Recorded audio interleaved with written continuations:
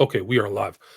Hi, this is William Ramsey. Welcome to William Ramsey Investigates. On today's show, I have a very special guest. His name is Glenn Allen. Last name is spelled Allen. And he's just published a very interesting book on a topic I'm very interested in. Full title of the book is Played: The Games of the 1936 Berlin Olympics. And he wrote it with Richard Kaufman as well. Richard was unable to join us, but we do have Glenn Allen. And he has done many projects. I was looking for him. I found his website, which is greenbandana.org. So I'll put a link to that in the show notes. But you can see kind of his book. I'll try to bring this up. But Jesse Owens is pictured in there. And this book has a lot of those classic kind of old black and white pictures as well. But he's done a lot of different projects, documentaries, dramatic series, scripts, some reality TV, which you can see on his website. Some of the titles are Teddy, it looks like Teddy Roosevelt there at Panama, Sisters of Babylon, The Sweet Life. So there's a lot of different, The Last Outlaws. So there's a lot of different types of subject, things that I'm interested in. He seems to have a similar sense or appreciation and interest in history. But again, we're going to talk about this book that just got published late May, at least on Amazon, May 31st. Full title again is Played: The Games of the 1936 Berlin Olympics, and it's Glenn Allen. So Glenn, welcome to the show. Thank you so much for having me. It's great to be here. Awesome. So for people who may not have heard your name, not have heard of this book, maybe you can talk a little bit about your background, your projects, your interests, and then what led up to you publishing this book, Played, with Richard Kaufman. Sure. So I've been in the film industry for a long time. I started back in the early 90s, mainly as an editor. Worked for many years with Ron Howard, which really was like film school. And, freelanced beyond that. And then I started a visual effects company about 20 years ago. And since then, we worked on over 100 movies. I produced a series called The Men Who Built America for History Channel. So I've been producing, editing, while running the visual effects company and just being close to the film industry. And I've written a bunch of scripts. I directed and produced a low budget independent feature back in the late 90s with my co-author, Richard Kaufman. And we've been writing ever since. We've been paid to write, and we were making this independent film in the late 90s that he starred in, and we co-wrote. And during the making of that, he handed me a magazine about the 1936 Olympics.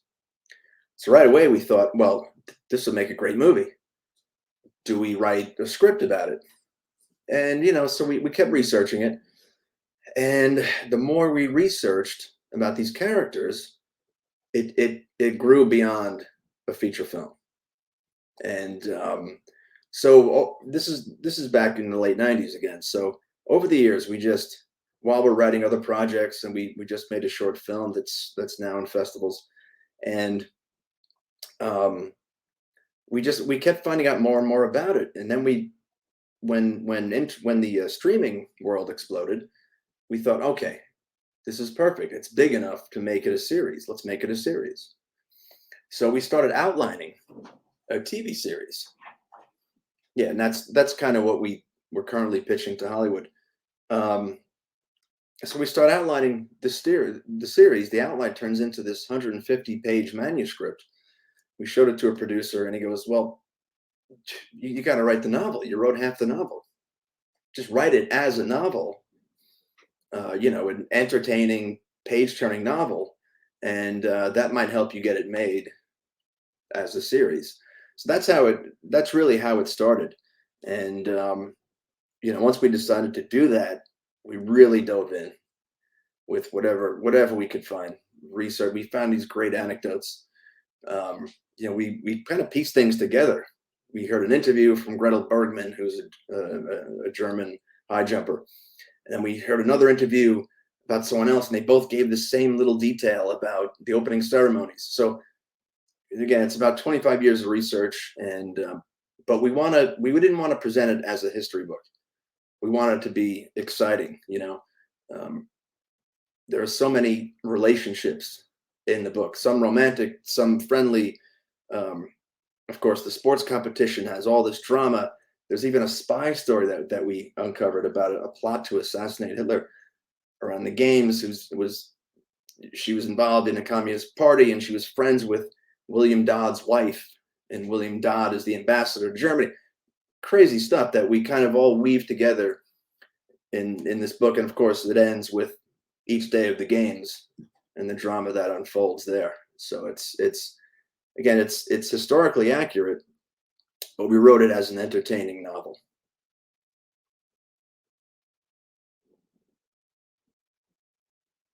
Sorry, I think you're muted there, William. Sorry about that. Talking to myself. Uh, the it's like a historical drama, but there's so much drama in the background leading up to 1936, right? Like you start the narrative even in 1931, but there's so much political intrigue even leading up to that event, right? Can you kind of talk about the Americans and Yeah, Germany and exactly, Hitler too? exactly. So, as I'm sure everyone knows, America was in a deep depression. Well, so was Germany. Because after World War One, paying reparations, they were, you could say in worse shape than we were. And along comes Mr. Hitler, who is the savior.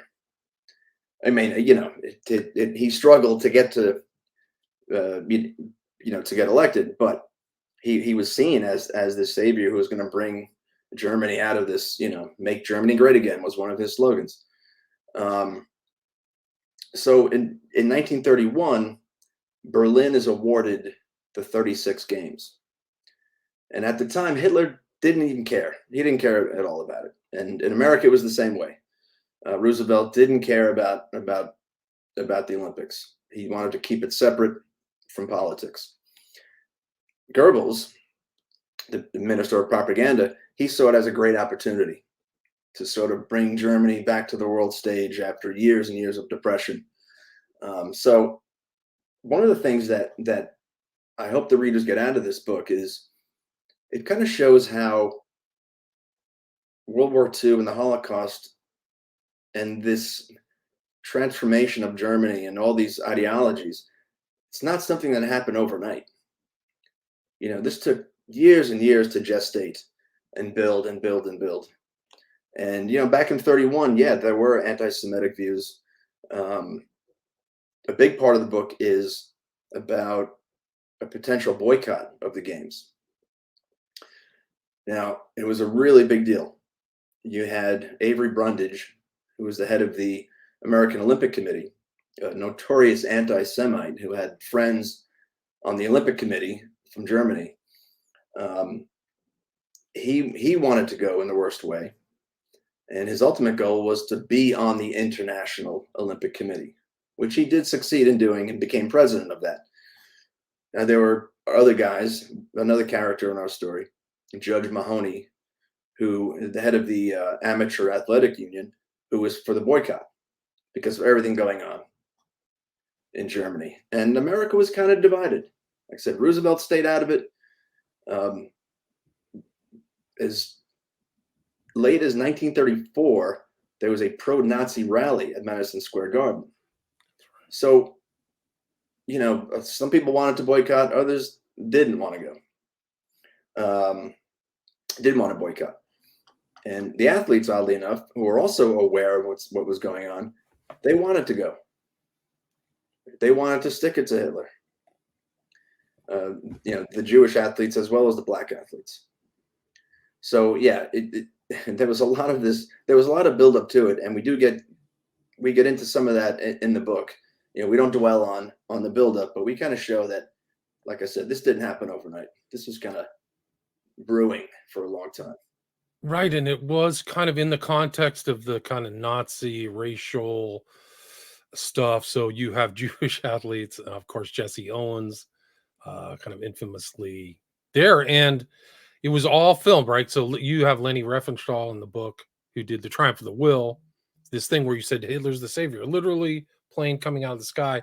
She's there to as a pro kind of Nazi recording this whole event, the Yeah, cinematic event too. she's a great character, and as a filmmaker, I mean, she's one of the greatest in cinema history, and she was hired by the Nazis. You know, she filmed his rallies also at Nuremberg. So she was a favorite of Hitler. And what we discovered in our research is that she fell in love with an American decathlon athlete named Glenn Morris, who was like this farm boy from Colorado. The most unlikely love affair. And so that's one of our relationships in the book too. And it kind of, you know, she kind of struggles with her duplicity, and even is she has a relationship with her a friendly relationship with her cameraman, who is kind of anti-Nazi, who questions her, and she's saying, "I'm just doing my job," you know. So It's remarkable. She was a really remarkable woman. I think she lived like 100 years. She used to go at night to Hitler's yeah, chancellery and community she was and stuff. amazing, and you know, legions of filmmakers. They modeled their sports photography, uh, sports filming for decades to this day, Wow. where she put cameras. You know, she was really revolutionary in that regard. But the most interesting thing is this relationship with this decathlon athlete, and both of them on their deathbeds say that their biggest regret in life was not continuing that love affair after the games. They Wow, spoke. interesting. Yeah, it was really interesting. So this night did just the 36 Olympics before the horrors of World War II just brought together so many different characters, right? It was like a big PR event, not just Riefenstahl, but everybody's trying to prove kind of something. Would you agree with that? Yeah, exactly. I mean, of course, Hitler. He wasn't. They weren't only show. They didn't want to just show off the Aryan race, about how powerful and great they were, which was that myth was proven false by Jesse Owens and others. Um, but they just wanted to kind of legitimize the government. They built this giant stadium, it fit 100,000 people. They had this, you know, spectacular Olympic Village for the athletes. Um, it was just he everything about it was big. You know, they had the Hindenburg flying over. Um, so it was a kind of the you know, politically, it was perfect for them to do this at that time. Right. So it was like a big show, like Hitler's reviving Germany, right? So this is part of his kind of Yeah, look at us. yeah, Look right. at how great Like we are. this Not is just our day in the sun, so to speak. look Yeah. at Germany, and they cleaned up the streets of Germany. They they um, they got gypsies off the street. You know, at the time they were boycotting Jewish businesses. They had, you know, they Stars of David on business on certain businesses. They cleaned it all up for the world to come and see Berlin as this cosmopolitan modern city. But they made great efforts to clean it up.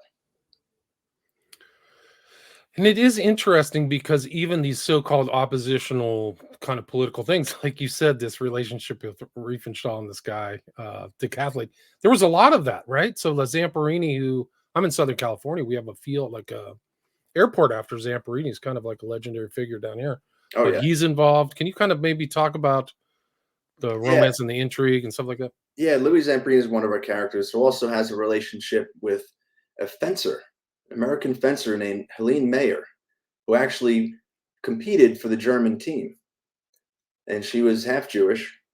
They recruited her to be on the German team so that they can show America that they had Jews on the team. It was, you know, she wound up winning a silver medal, and she actually wore, as a half Jew, wore a swastika armband and gave the Nazi salute at the podium, and that kind of fractured her relationship with Zamperini. There's a scene in the book. I call it scenes because we kind of see this as a series. After Zamperini's race, he didn't win, but he was way behind, and then he had this great rally at the end that was almost more incredible than the guy who won.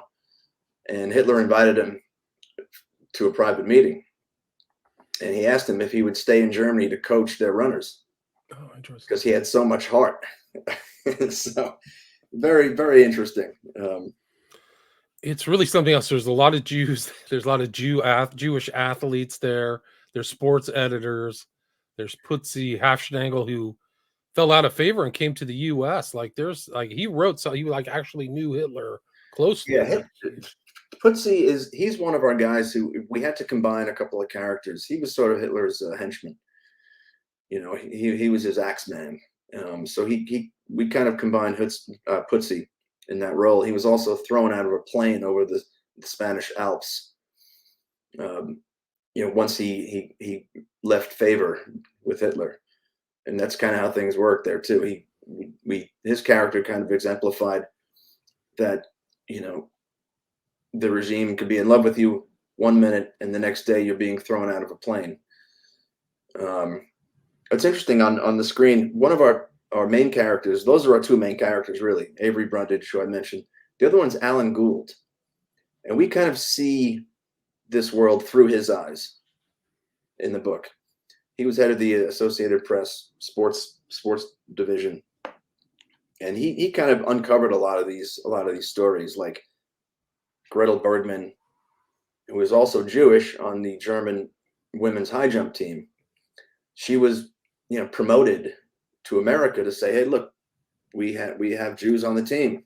There won't be any problems. Of course, the minute we got on the boat to cross the Atlantic, she was kicked off the team. wow.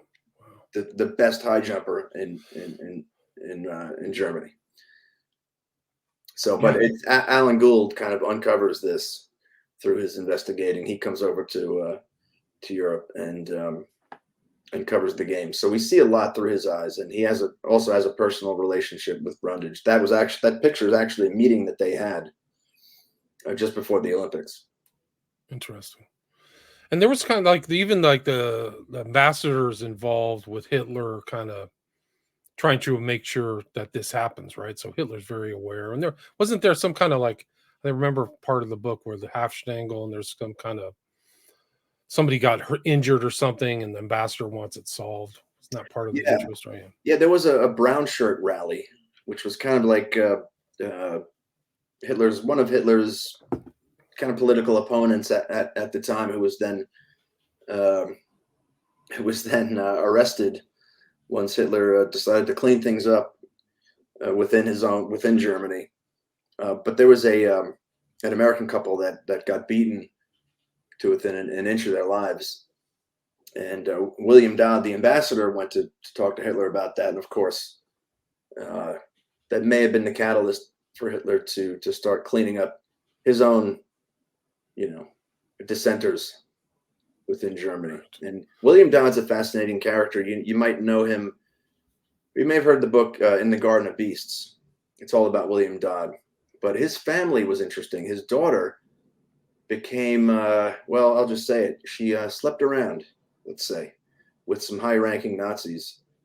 And we have a section in the book at the end which shows what happened to all these people. She wound up being a communist spy right through the Cold War. Wow. So he's over there with his family. His wife's best friend is the spy, a communist spy. His daughter is dating all these high-ranking Nazis.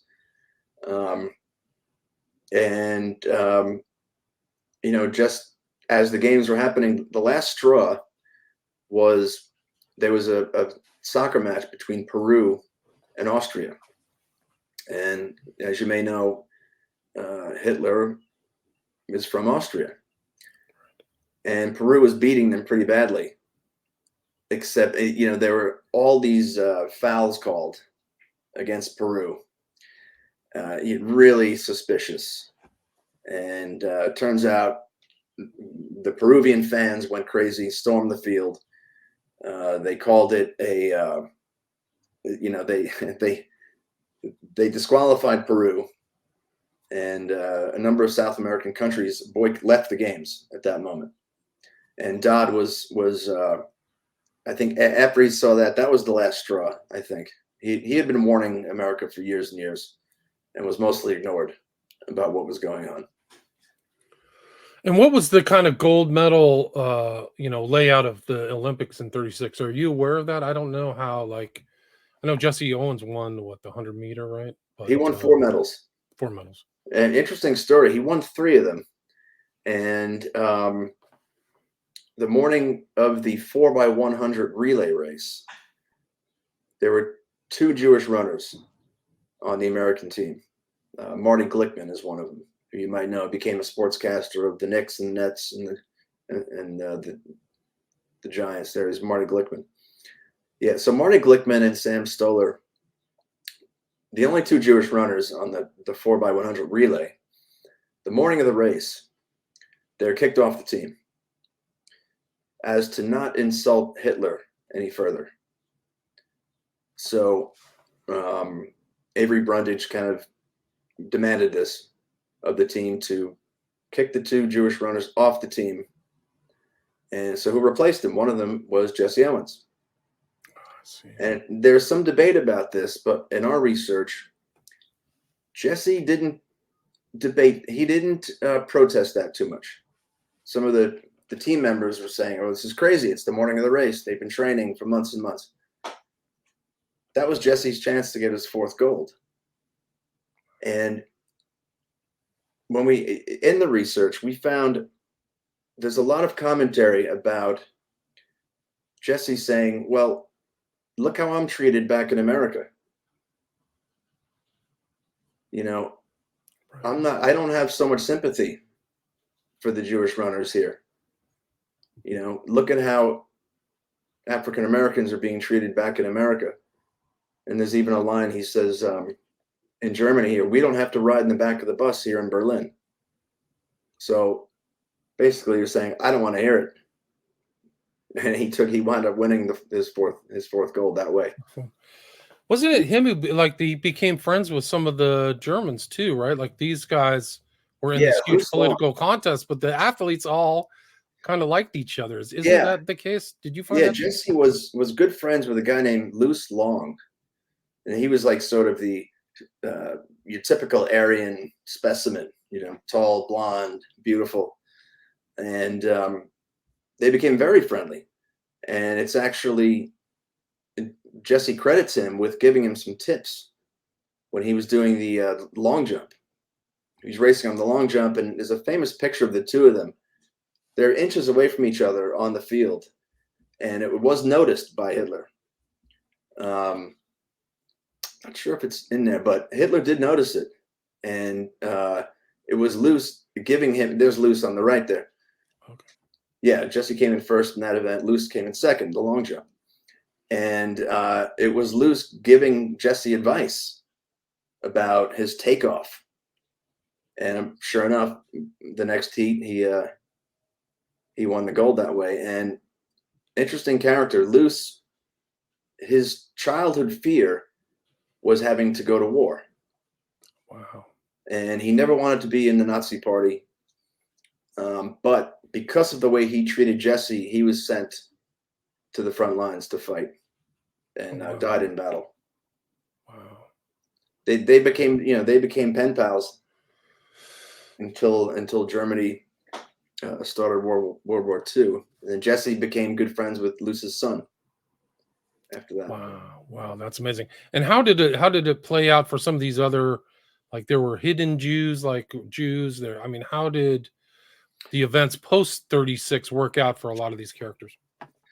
Well, you know, some of them just went back to America. There's one, Mac Robinson, who happens to be Jackie Robinson's brother. He went back, and the only job he could get was as a street sweeper in pre-dawn hours in Oakland. You know, so Jesse, of course, went on to be a great, you know, civil rights activist. He was such a big star back then. But, you know, some of these others, not so much. Glenn Morris tried to be a movie actor. There's Eleanor Holm, who was a swimmer, who was hit on by Avery Brundage on the boat coming across the Atlantic. She was kicked off the team, supposedly for her drunken behavior, but he just wanted he had to settle the score with her. So she was kicked off the team. She became an actress. Some of the divers became somewhat famous doing commercials, and some of them went to war. and fought Right, in because they're that age, right? They're all young, early exactly. Yeah, 20s, something like that. So, yeah, and I mean, and all the Nazis were there, right? So all the whole kind of rogues gallery of the Hitler squad, Nazi squad, pretty much were there for publicity too, right? yeah. They were all there, and we made them real characters. One of the things that our publisher was a little concerned about is showing Hitler as a real person, and because we show his love affair with Eva Braun, who was a model and always wanted to be the first lady of Germany, but they never allowed that. But they were in love, and we do show some of that. And our argument is that in most of history, recent history, especially in movies and TV, Hitler is portrayed as this comic book character who's screaming his head off and slamming his fists. And to us, it's more frightening to show how a real person can do these horrifying things, instead of the monster movie caricature. So we do show. And Hitler talks. We have a thing. He talks about his mother. His father hated him. How much he loved his mother. He loved Ava. His drug use. So we try to show him not in a sympathetic way, but just to show him that, okay, this is a real person who is capable of these atrocities. Right. I don't know if it's from the Olympics, but there is a film of Hitler and he is on some like speed or something like that. Like I You don't probably is that see it. There's a famous one of he's watching Jesse's 100-meter gold medal, and he's on something. Well, we did some research there too, and we listed all the drugs he was on. He was on meth and heroin and cocaine and all kinds of stuff, and so was Ava. There was even a in 36, so he was really oh yeah, that oh wow. yeah. One of our characters, his name's Theodore Morel, who is known as Dr. Feelgood, or he was made fun of by the other Nazis in the high command because he was a wannabe military guy who like made his own Nazi SS uniform out of, out of Oh wow. a suit. They called him the master of injections. So he's a character too. Right, and there's stories of him like, oh, Hitler's very tired now, the chancellor, the Fuhrer's very busy, and then Morel would go in there, and Hitler would come out like a totally refreshed new person because he was getting drug cocktail with steroids. So they would shoot Yeah, up Hitler with all like a cocktail of stuff. So if you think like this guy's unhinged before the drug use, right. like the after, like incredible. There was a story that I read recently that at the last 2 years when they tried to assassinate him in 44, that he was on Oxycontin or something like Yeah, opiates because they were stitching him up and he didn't feel any pain. So the doctors knew that he was being, you yeah. know, given The list drugs. of drugs. We do list the drugs. It's astounding. Wow. Yeah. Yeah. I didn't know it went all the way back down to probably, I mean, I don't even know when it started, but back to 36. I wasn't aware of that. What about the American politicians at that time? I mean, I see that Roosevelt, FDR is there. I mean, what else was He their was take on? Yeah, Roosevelt. He was approached by Jewish leaders who said, we can't go over there for these games, and his policy was to stay out of it. And I was it the right thing? It's hard to say. It's complicated because the Olympics come around every 4 years. Um, the athletes wanted to go. Uh, a lot of people didn't want to go for all the right reasons, but it's a very uh, tricky topic. Right, it's maybe still sensitive now. I mean, I think the Enabling Act was 30 right after Hitler came into power in 33 or 34. So the Jews of the Third Reich, I don't even think were like citizens anymore. They had just had their citizenship Yeah, stripped or something or other. So really still very dicey. Um, but so there was no nobody showed up in Berlin to view these games that was a political other than some of the characters you mentioned in this book, huh? I guess Yeah, yeah. oh, I mean, Avery Brundage was the big one, and he actually, he went there to inspect Germany beforehand. But like I said, he's a notorious anti-Semite. So he came back and said everything's great. They have a Jewish high jumper. They have Helene Mayer, the fencer. It's not going to be it's not going to be an anti-Jewish Olympics, and it turns out to be. interesting. So then 36. What happened in the next Olympics in 40s? Where was that supposed to be? And did the 36 Olympics have any effect on the next? Well, it was supposed to take place in Tokyo in 1940, but because of the war, it was canceled. Gotcha. So there was no 40. So this was really it. This was the attempt at peace, right? You have on your website Yeah, this quote from Hitler where it's like, this is where is yeah, it? it's at the very top.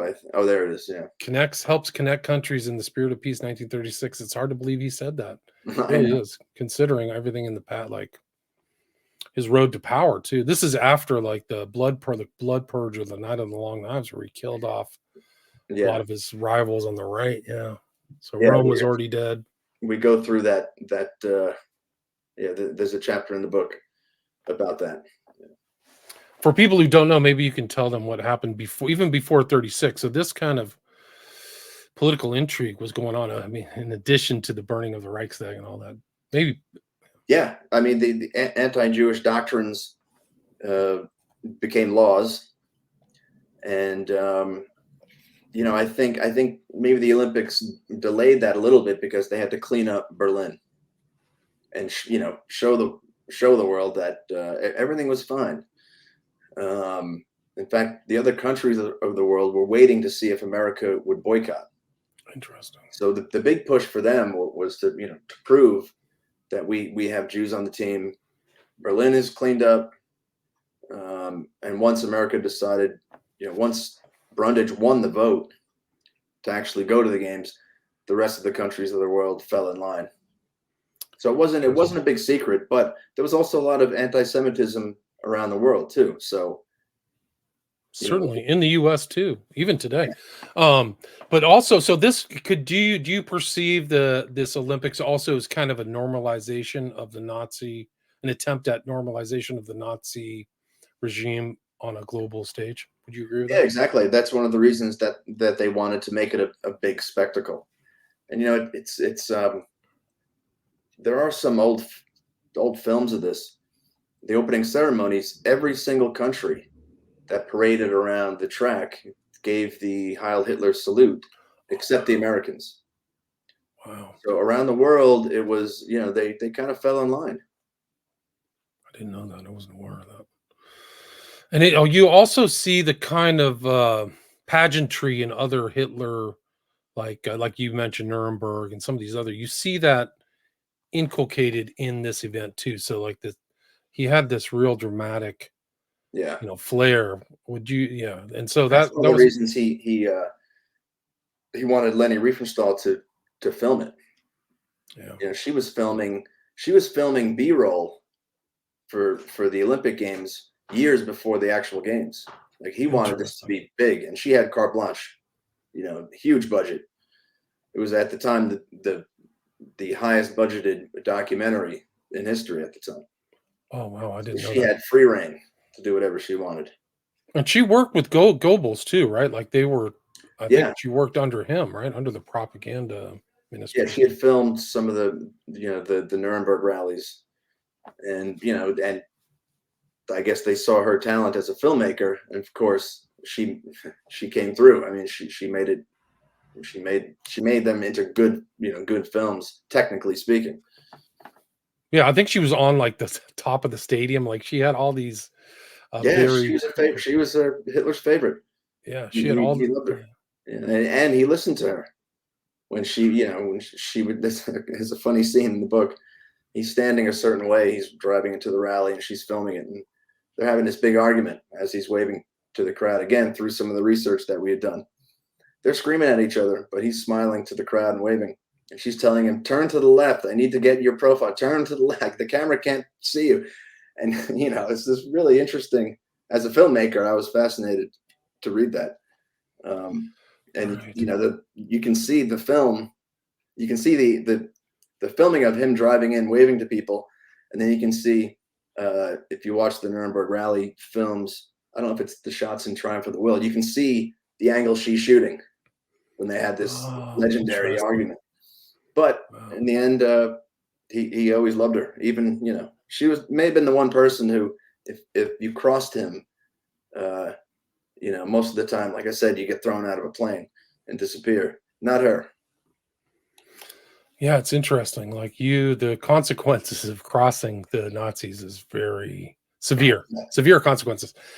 Yeah, really interesting book. I think people should definitely get this and look into it and try to understand what was going on at that time, because we don't want that to happen again. Like we're kind of in a It is pre-war interesting. situation now. Yeah, I mean, a lot of the topics that we talk about are still alive today. Racism, sexism, misinformation, um, manipulation, Propaganda, right? propaganda. Yeah, it's just incredible. But it's not slanted politically in any way. We hope the reader can draw their own conclusions and how that relates to today, because there's a lot of similarities. Right, and you have this in different formats, like it's on Amazon under multiple formats too, right? So you've got it Yes. on Yeah, the ebook and the audiobook is available as well. got the audiobook. Who narrates the audiobook? Did you get an actor to My do it? co-author, who is Oh, an nice. actor, yeah, we've Oh, made films together. He's also an actor, and so it was a perfect fit. yeah, the Kindle looks good. A lot of good old pictures, black and white pictures, so people can get a handle on these characters. And then, is there anything else you'd like to talk about or promote before we wrap it up? We're at the 36-minute mark. Well, I guess the only thing is to look out for the TV series. We've had some good conversations with the right people, and like I said, it's too big for a movie, but we think it'd make a great series. And and one thing I did want to say, the book is heroic. I mean, when you get to the end, it's not doom and gloom, the Holocaust. It's not all about that. It's really about how these athletes rose above all the political turmoil. And there's great stories of sportsmanship and heroism and great physical feats. So at the end of the book, you're almost standing and cheering at the end that they kind of rise above it, which is what the Olympics are always supposed to be. These Olympic ideals that are trying to be shot at through this whole time period with all this turmoil, yet they all rise above it in the end. Great. Yeah, so people can check that out. And then you also your website, people can see this here if they're watching it, is Green Bandana. Is that correct? Yes, greenbandana.org, and that'll tell you more about me and my co-author and our projects in development and some of the things that we've done. All right. Clearly, you guys like to play golf too, so you can check out a picture of them. And that's the best place if anybody has any contacts or wants to talk to you about the book or the project. The website's the best place. Is that correct? Right. Gotcha. So greenbandana.org. I will put a link to that in the show notes so people can check it out. But thanks so much for your time. And again, we talked about the book, played the games of the 1936 Berlin Olympics with author Glenn Allen, Allen, which he co-wrote with Richard Kaufman. So thanks so much for your time. Thank you so much for having me. It's been a real pleasure. Good, cool. Stay there.